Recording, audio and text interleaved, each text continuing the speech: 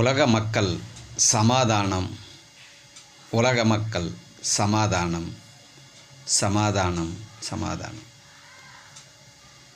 சமாதானம் எதில் கிடைக்கும் என்றால் உண்மையில் கிடைக்கும். அந்த உண்மை எது என்றால் பசி உணவு.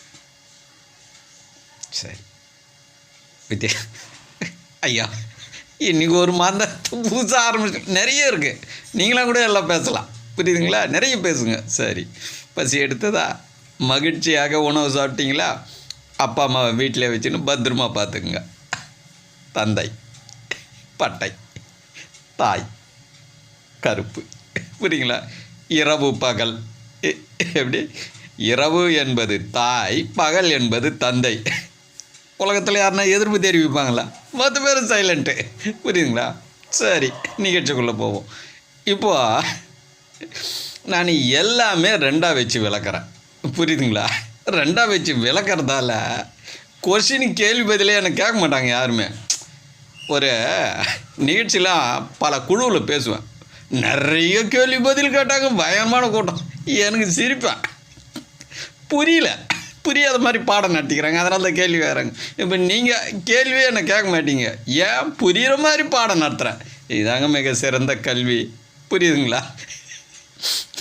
ஒரு குழுவில் போய் பேசினேன், தெளிவாக பேசுகிற மாதிரிங்க. ஒருத்தர் கூட கேள்வி பதிலே கேட்கல. என்ன தான் ஐயா நடந்தது? ஐயா நிகழ்ச்சியை நிறைவு செஞ்சுக்கலாங்க ஐயா. ஏன் ஒருத்தர் கூட கேள்வி பதில் கேட்கல? ஏன் கேள்வியே கேட்க முடியாது? எல்லாமே தெளிவாக நடத்தினேன். இது தாங்க உண்மைன்னா.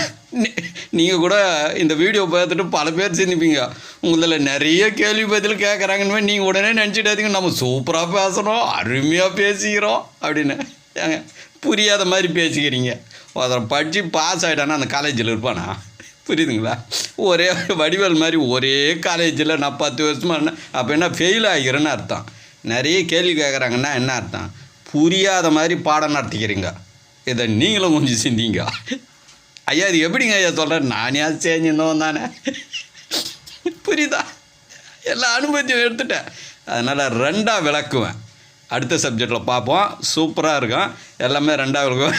நான் செஞ்ச தப்பு நீங்கள் செஞ்சிடாதீங்க. நன்றி, மகிழ்ச்சி.